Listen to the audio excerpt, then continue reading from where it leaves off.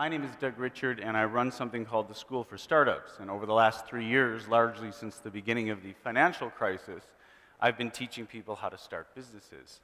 And so over these past 3 years, I've had the opportunity to teach some 12,000 people across Europe how to start a business. And I was asked last summer, I was at a speech at Oxford, talking to Oxford University students who are very bright, which is just a very nice way of saying really quite obnoxious. And one of them asked me the question, so what's the biggest mistake you've ever made? And I'm always happy to answer pretty much any question anybody ever asks, but I wasn't prepared for that question because I'd never actually thought about what the biggest mistake I had ever made was. And I know you don't know me, but I have two personality traits that made it very difficult to satisfactorily answer the question. The first is, I like to be very precise. I'm somebody who likes to quantify things. I'm sort of a geek. And I had never actually determined precisely how big my biggest mistake was. And that discomfited me. The second thing is that I'm one of these people who's either in a very, very good mood or not. There's a term for that.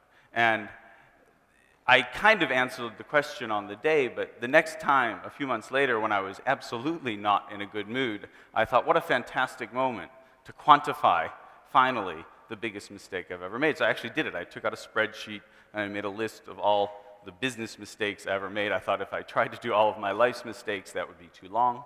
And I then sat there, and it was a quite satisfactory process. At the end, I had absolutely quantifiably determined the biggest mistake I had ever made. And of course, I was even more depressed after that, so it was really good all around, And so I thought today, instead of giving a speech about how life is perfect and how easy it is to start a business and how anyone can do it, I thought how much more illustrative it would be and, humiliating to me to simply share with you the largest mistake I've ever made. And I have to admit, once I did quantify it, it actually wasn't terribly surprising. I kind of knew it already, but why not, right? In order to describe that, I have to go back to the start of my second company. I was an LA entrepreneur. I started software companies in film and TV. And my second company was a company called Visual Software.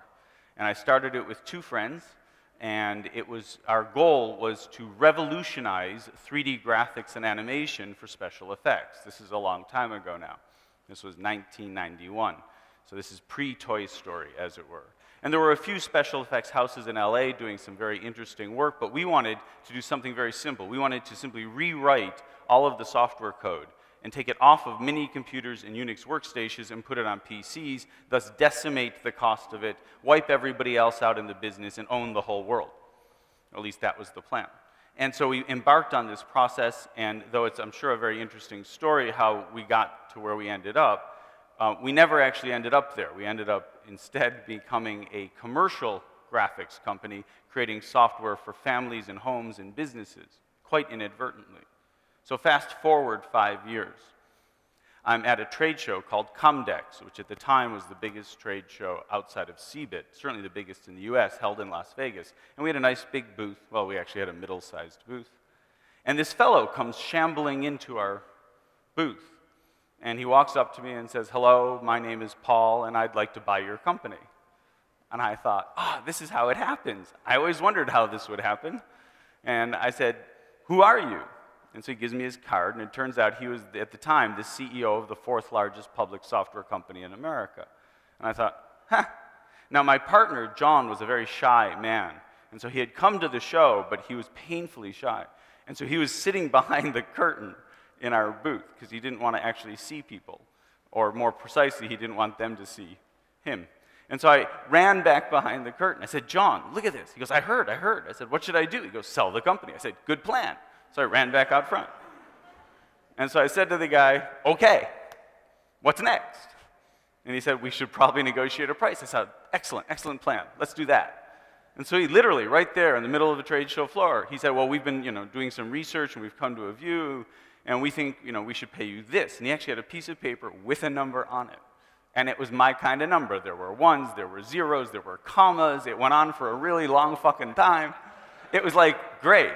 And I said, "Cool, don't go anywhere." And I ran back. I said, "John, what do you think?" He says, "That's a big number." I said, "No shit." I said, "Even divided by 3. he goes, wait, let me figure that out. He goes, yes. I said, okay. So I ran back out front. He goes, what's going on behind the booth? I said, nothing, nothing, nothing. I didn't want to tell him I had an autistic partner.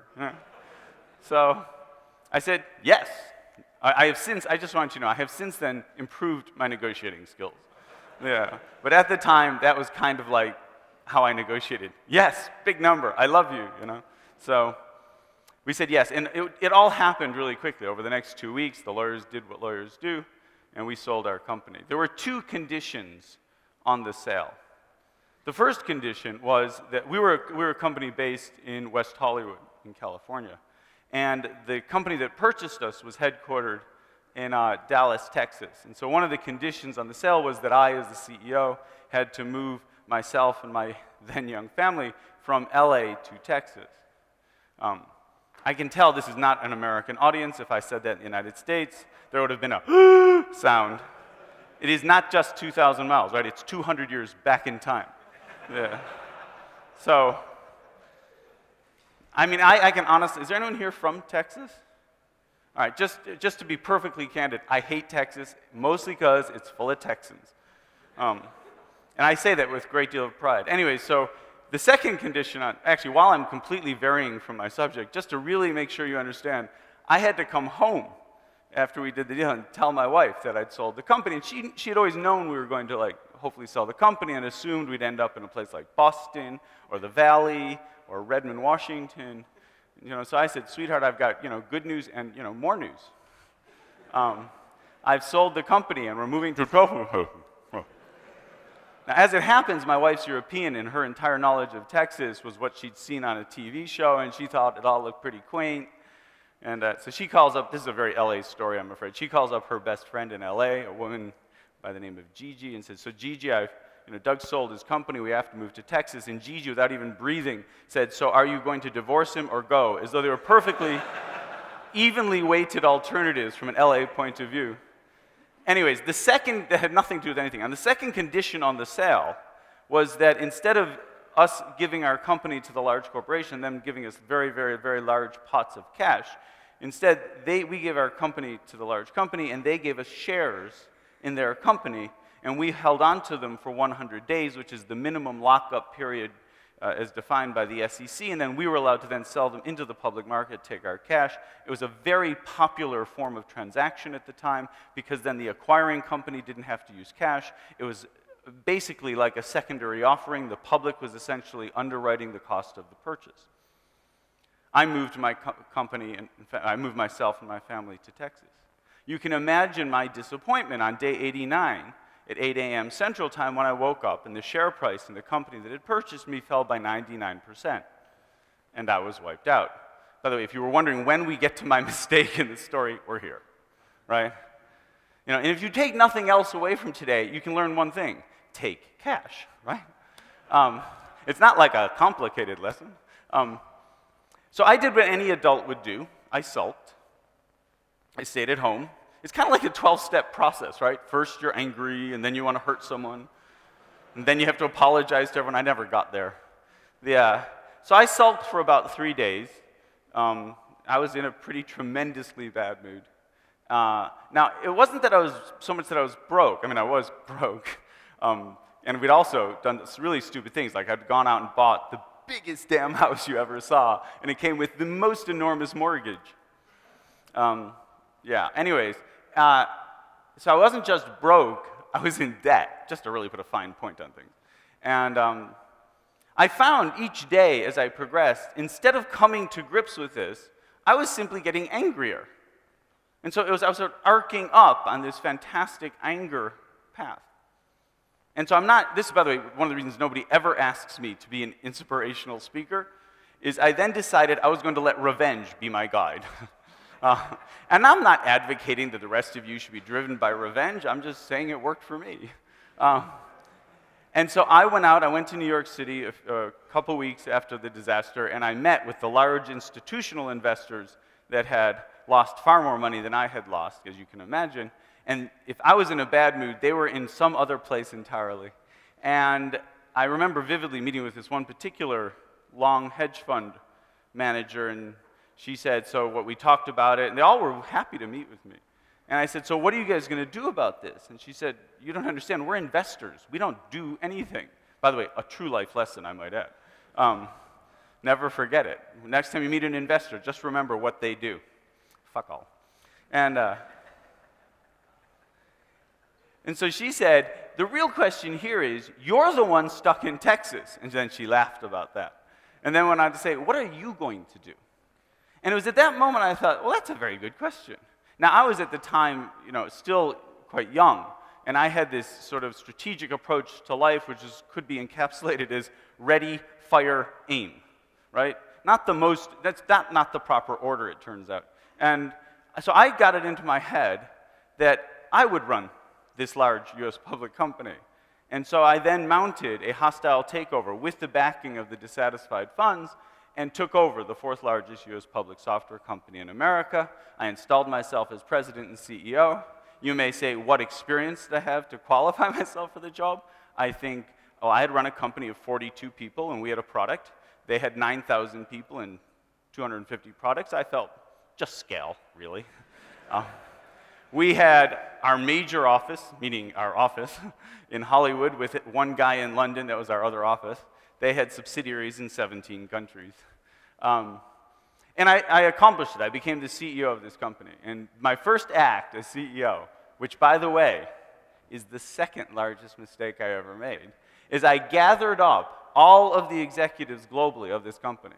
There were about 18 of them. And I brought them all to Texas. And I put them in a room. And I fired the sons of bitches.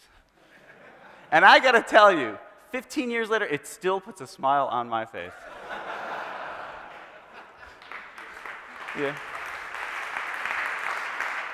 Now, as it turns out, that was a profoundly dumb thing to do. They ran the business. I had no clue what I was doing. Now I not only didn't know what I was doing, I had no one to tell me. Good plan, Doug.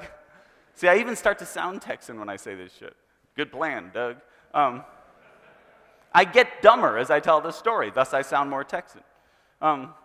Anyways, the short version of this story is that I then bought a plane ticket, around the world plane ticket, and I visited every one of these 17 subsidiaries. Turns out I was the first person, it's such a classic American company, I was the first CEO in history to ever visit every office of this company. Many of them had never seen the CEO before, and of course they were quite traumatized as their boss had gone off on a trip and had never come back.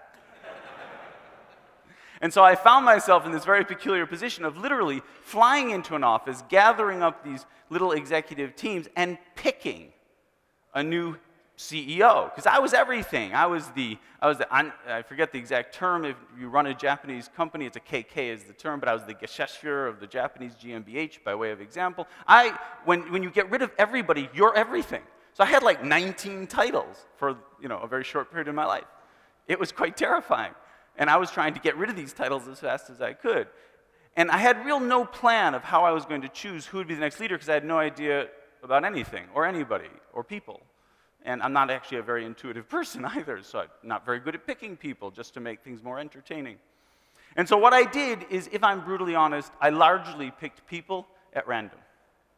If they looked me in the eye, I picked them. This proves very difficult in Japan when nobody looks you in the eye. And so I did something that at the time I thought made straightforward sense, turns out to have been one of those radical things in history. I chose a young Korean woman to run our Japanese subsidiary. This would be in 1996, just to put a fine point on that. If you have no idea why that's significant, let me tell you. First of all, there were no women running Japanese public companies. Second, there were certainly no South Korean women running them in Japan. I wish I could take credit for being a social pusher of boundaries, but I was just damn ignorant. She looked me in the eye. I figured, what the hell, And I flew out, unaware of the impact I was having. I circled the world. I finished the job. That proved to be the first good thing I did. It took me 4 years to turn around that company. And at the end of the day, I ran the US company and they ran the other companies. And largely, the only thing I told these other 17 people who ran the other subsidiaries was, make money and send it to me. Once a quarter, I want a contribution. I don't really give a shit how you get there. I'm busy. Sort it out. And of course, what they heard me say was, I trust you. You can do this. Win. I didn't say that. But that's what they heard, because they could not conceive that somebody would be as stupid as I was to fire everybody in a company and then with no experience or qualifications pick people at random to run a business. I mean, how dumb would you have to be? Exactly. And so they made sense of it the only way you can. They believed that I believed in them.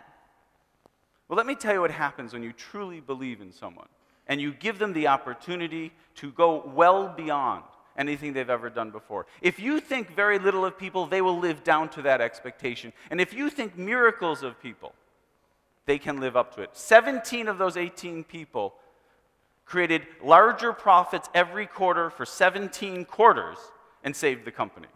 I didn't. I never actually turned around the US headquarters. Oh, I cut it back and I did lots of things, but I actually never turned it around. They did. And 4 years, 3 months, and 2 days later, not that I was tired of Texas, I sold that company to another company for cash. That was the biggest mistake I ever made. So you might ask, why school for startups? Well, because if you actually look at the list of mistakes I've made, it's longer than one. It goes on and on and on. And I would be a much more successful, I'd probably have less gray hair, I'd probably look younger, if I had not gone through making mistake after avoidable mistake that I made. The art of starting a business and growing it is quite interesting, especially if you're in software. Because in software, we have no limits. There's no boundaries. There's nothing, there's no physics. We're not grounded in a physical product. There's no cost of goods. Software is anything we want it to be. The market is anything we want it to be. With the sheer penetration of the web into every corner of society, we reach as far as we want to reach. And that absence of boundaries just gives you a limitless playing field to make bigger mistakes.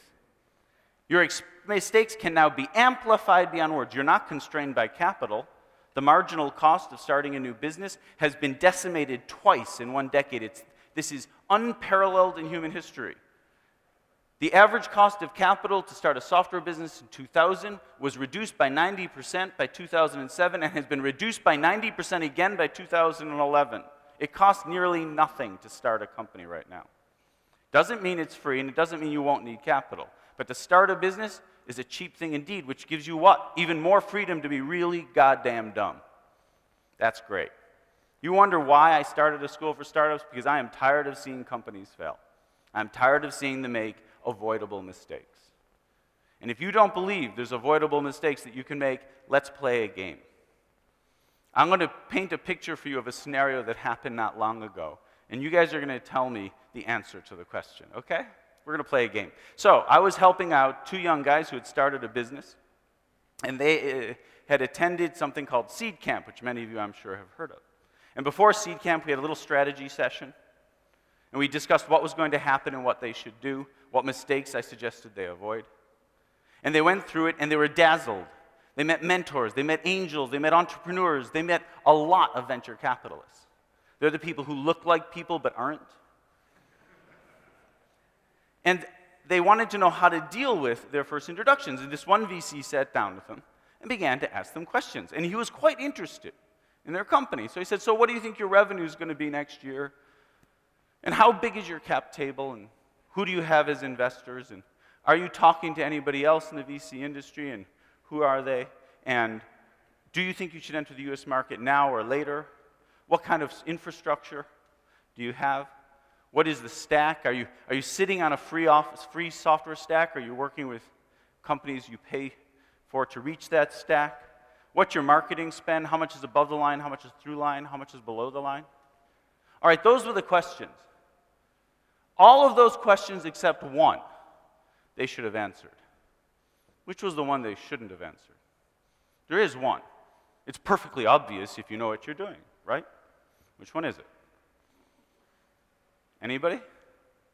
Yes. Are you talking with another VC? How should they have answered it? Yes, maybe. The truth was that, of course, they were talking to other VCs. They were at Seed Camp, but yes, they already had interest from other VCs. The answer is actually that. You're completely correct. But what's the correct answer? Here's what the VC said. Are you talking to other VCs? I'll just tell you how the conversation played out, because they took my advice. So are you talking to other VCs? They said, yes. He said, who are you talking to? So they said, oh, we have this angel investor named Doug, and he says we can't tell you. He said, Doug who? They said, Doug Richard. He goes, oh, that guy. He said, there's no reason why you shouldn't tell me who else you're talking to. I want to get a feel for, who else is interested. It lends credibility to your business. And they said, Doug said, we can't tell you. He said, did he say why? He said, yes. He said that you'll call the other guy up and you'll form a junta and you'll simply bid it down and there'll be no competition on a pre-money basis. And the only value a company has is when two people are competing for that. And if there's no competition, there's no value. He said all that? They said, yes. He said, well, if you don't tell me who else you're talking to, I'm not interested because I think I'm finding you guys very difficult. So they said, hang on. They walked up. They called me, Doug. This guy's going to walk away. He comes from blah, blah, blah VC. This is a seriously big VC. I said, so what's the problem? He says, he won't continue talking to us unless you tell him who else we're talking to. Tell him Doug says, fuck off, I replied. 2 months later, we got 2 VCs bidding for the opportunity. When we started, the first VC offered £300,000 for approximately 35% of the business. By the time we were done, we had 1.1 million for approximately 35% of the business. Competition's a lovely thing. Neither of the VCs who subsequently invested was the one who originally made the pass. He did call me up and give me an earful, though. The fact of the matter is, too many people make too many avoidable mistakes. All I care about is that entrepreneurs win. So I started School for Startups, and I hope, should the opportunity arise, some of you will join me. Thank you very, very much.